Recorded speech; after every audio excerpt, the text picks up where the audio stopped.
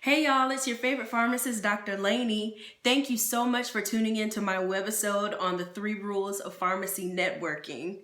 I've been a pharmacist for 6 years now. I cannot believe it. And one of the biggest things I've learned is the importance of networking. And as an extroverted introvert, I am either telling you my life story with ease, or I am super shy and not really wanting to come out of the corner and just surveying the room from afar, scared to even introduce myself. So in my little stint as a pharmacist, I have learned the importance of networking, and I kind of had to figure it out. I had to find out what worked for me. And so that's what I want to share with you guys today.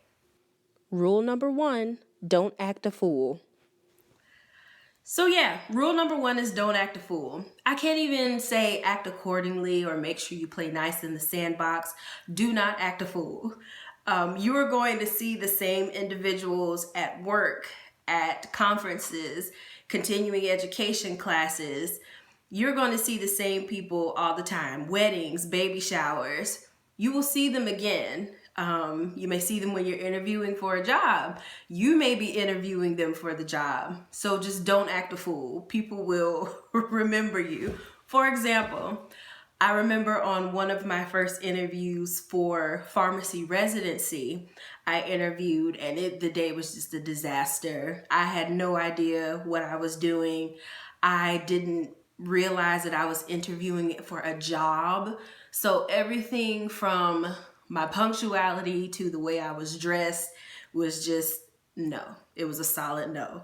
So the interviewer remembered me. I spoke with her afterwards and got some feedback. Like, y'all, I had on polka dot slides, polka dot shoes, like flats, like dress flats, polka dotted on a job interview.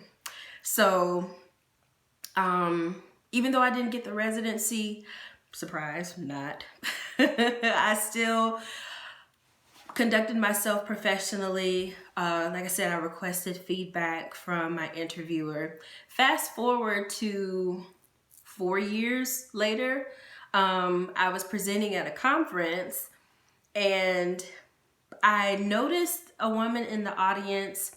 I couldn't quite put my finger on where I knew her from, but once again, the pharmacy world is very small, so I figured I had seen her in the circles.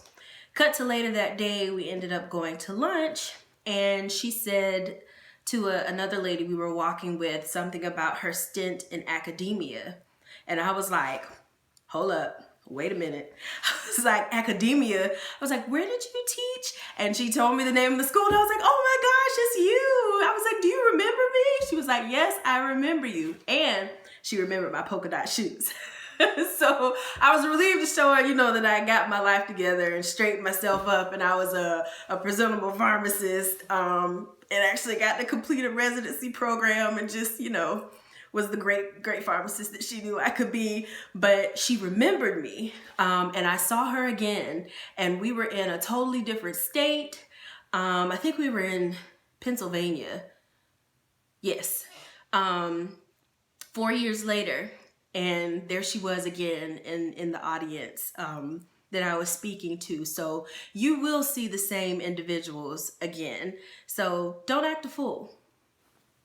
Rule number 2, where are your manners? Growing up in the South, you have to say hello when you enter a room or goodbye when you leave, and you say good morning when you wake up. I remember my grandmother and mom, well, good morning. Or, I didn't wake up on the other side of the bed with you. You could say good morning to me, or when you come in, well, did you speak to Miss So-and-so? Or did you speak to your sister? So I carried that with me into networking.